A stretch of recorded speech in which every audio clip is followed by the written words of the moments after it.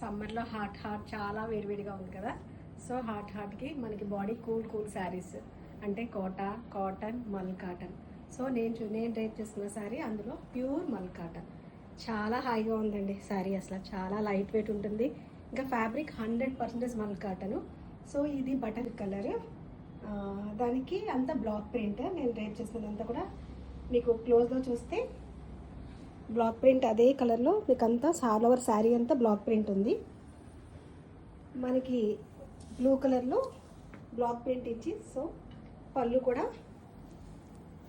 అలా black print ఇచ్చి క్రోషియా lace border వచ్చింది పళ్ళు.